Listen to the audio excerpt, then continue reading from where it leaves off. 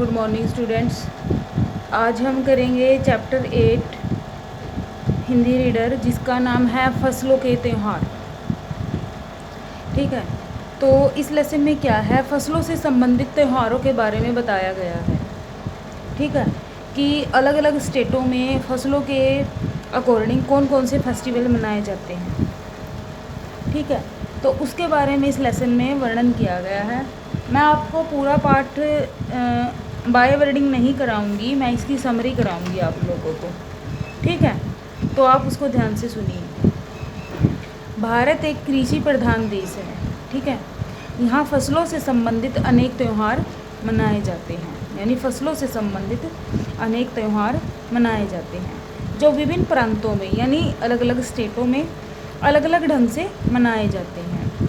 13 अप्रैल को कश्मीर, पंजाब, हरियाणा, दिल्ली में बैसाखी का त्यौहार मनाया जाता है। कौन सी डेट को? 13 अप्रैल को।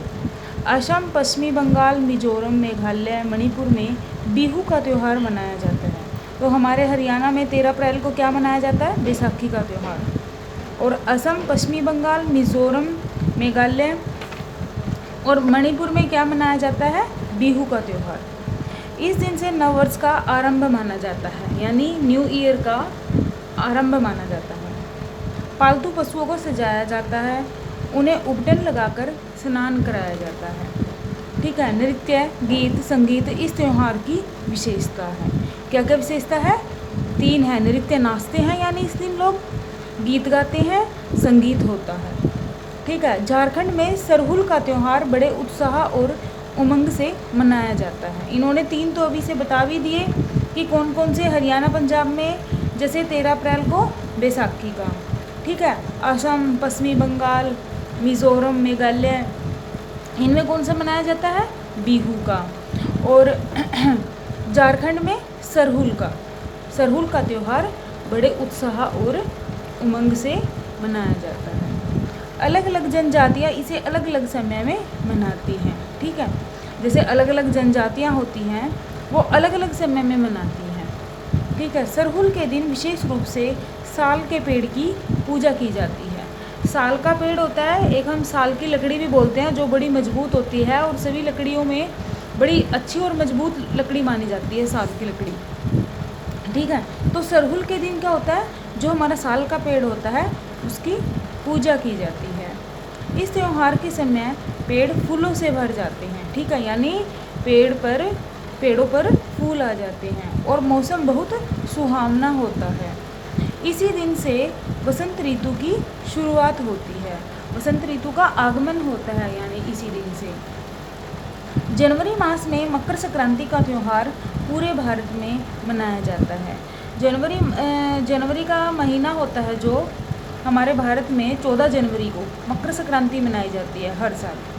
ठीक है, उत्तर प्रदेश, मध्य प्रदेश और बिहार में इसे तिल संक्रांति कहा जाता है। ठीक है, क्योंकि मकर संक्रांति के दिन तिल का खाना तो हमारे यहाँ भी बनता है कहीं कहीं, और उत्तर प्रदेश, मध्य प्रदेश और बिहार है, वहाँ क्या है, तिल संक्रांति मनाते हैं। ठीक है, यानी वो तिलों के लड्डू वगैरह का बना के, जैसे उसके साथ वो उनकी मिठाई होती है मेन इस दिन, तो वो तिल संक्रांति मनाते हैं। उत्तर प्रदेश में इसे खिचड़ी भी कहते हैं। ठीक है, लोग नदियों में स्नान करके तिल, गुड़ आदि का दान देते हैं। जैसे मकर संक्रांति के दिन हमारे यहाँ भी दान दिया जाता है, जैसे चावल बना के, चावल शक्कर का, कपड़े का, ठीक है, और मूंगफली का, इनका बांट दी जाती है एक दूसरे को। ऐसे ही उत्तर प्रदेश में क्या है, लोग नदियों में स्नान करके तिल, गुड़ आदि का दान देते हैं। पंजाब में इसे क्या कहते हैं, लोहड़ी के रूप में मनाया जाता है। असम में मकर संक्रांति के अवसर पर माघ बिहू मनाया जाता है, क्योंकि माह का महीना होता है ना उस टाइम, उसी मंथ में ये मकर संक्रांति आते हैं, वहाँ क्या मनाते हैं, माघ बिहू। और गुजरात में मकर संक्रांति के दिन क्या होती है, पतंगे उड़ाई जाती हैं। हमारे दिन पतंगे उड़ाई जाती हैं बसंत पंचमी के दिन। ठीक है, और गुजरात में मकर संक्रांति के दिन पूरा आसमान रंग बिरंगी पतंगों से छाया रहता है। मकर संक्रांति के दिन तमिलनाडु में फसलों का त्यौहार पोंगल मनाया जाता है। ठीक है, पोंगल का शाब्दिक अर्थ होता है छलकना। क्या होता है शाब्दिक अर्थ? छलकना। पोंगल एक व्यंजन है जो दूध, नारियल, चावल और गुड़ से बनाया जाता है। यानी यह एक प्रकार का खाना होता है, ठीक है, जो क्या होता है, दूध किस से बनता है, ये दूध से, नारियल से, चावल से और गुड़ से, ठीक है। खुले आकाश में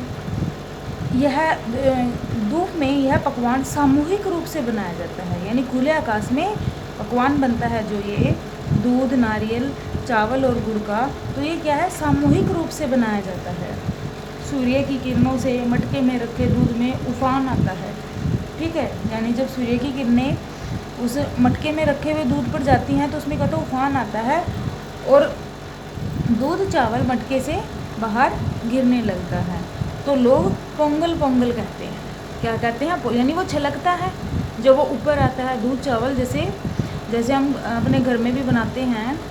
जब कोई हम किसी प्रकार का पकवान बनाते हैं, जैसे दूध ही बनाते हैं, जब उसके नीचे फुल गैस चलती है, ठीक है, तो वो बाहर निकलता है, छलकता है, ठीक है, उफान आता है उसमें, तो वहाँ के लोग क्या कहते हैं, इसे पोंगल पोंगल, यानी छलक गया, छलक गया। दक्षिण भारत का फसलों का एक और प्रमुख त्यौहार है ओणम। कौन सा त्यौहार है, ओणम, जो अगस्त सितंबर में केरल में मनाया जाता है। यानी आपके पास ये क्वेश्चन आ सकता है कि केरल में कौन सा त्यौहार मनाया जाता है, आपकी क्या लिखोगे, ओणम का त्यौहार मनाया जाता है। 10 दिन तक चलने वाले इस त्यौहार से मलयाली नववर्ष प्रारंभ होता है। यानी जो ओणम का फेस्टिवल होता है ये केरल में और 10 दिन तक चलता है, इससे क्या होता है, एक मलयाली नववर्ष प्रारंभ होता है, ठीक है, एक नववर्ष का आगमन स्टार्ट हो जाता है। तो स्टूडेंट्स, ये हमारा लेसन था 8, इसकी मैंने आपको समरी कराई है, ठीक है। आप इसे एक बार रीड ज़रूर करोगे। Okay, thank you.